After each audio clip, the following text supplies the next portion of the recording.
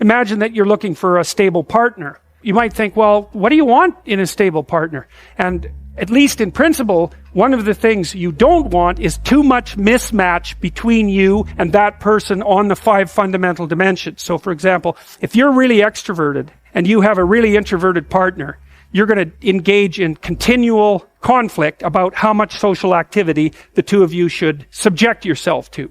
And it's very, very difficult for people who widely differ on those dimensions to come to consensus, because it's not just a matter of opinion, right? It's really a matter of different, if you're looking at extremes, of really different types of people. And the thing about introverts is they just don't enjoy large-scale social interaction that much. One-on-one, they're often fine, but in a group, they don't like that, and it tires them out. Whereas a real extrovert, it's like you isolate them and they just wither on the vine, because a huge part of what actually motivates them in a positive way is tangled up with social interaction. And so if you're an agreeable person and you have a particularly disagreeable partner, you're also going to run into problems, because the agreeable person will say whatever you want whenever, and the disagreeable person will say, well, I'd like to know what the hell you want for a change, and be much more harsh and much more demanding in the situation. And the agreeable person is going to find the disagreeable person harsh and unpleasant, and the disagreeable person is going to find the agreeable person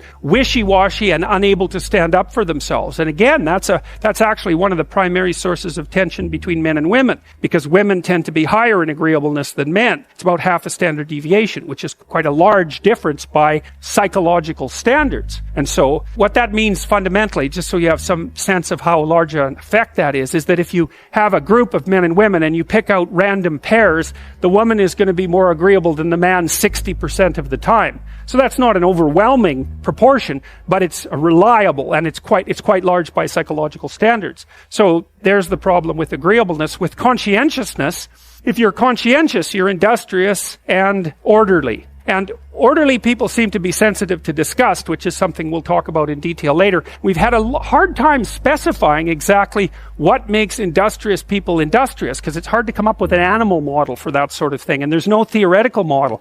But our latest idea is that, it's not my idea, it's actually the idea of my graduate student, Christine Brophy, is that industrious people find it unpleasant and unsettling to not be doing something. So it isn't so much that industriousness makes them happy or fills them with positive emotion. That would be more extroversion, right? Because extroversion is the positive emotion dimension. It's that industrious people can't stand sitting around doing nothing. And, this is speculation, but human beings are obviously always engaged in the exchange of labor, especially the reciprocal exchange of labor. And you can imagine that in a community where everyone knows everyone, the people who work hard are going to be pretty irritated on a fairly chronic basis with the people who are completely unproductive.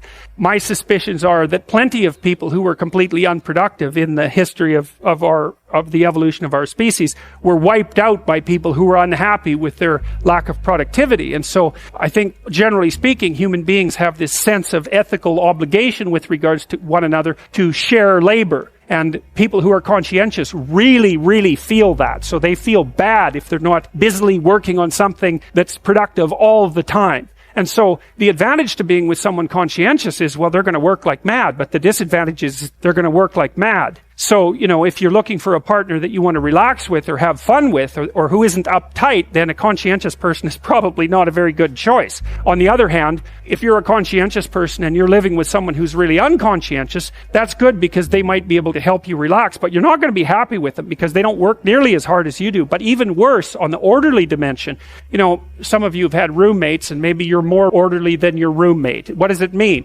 It means you're annoyed by mess before they are.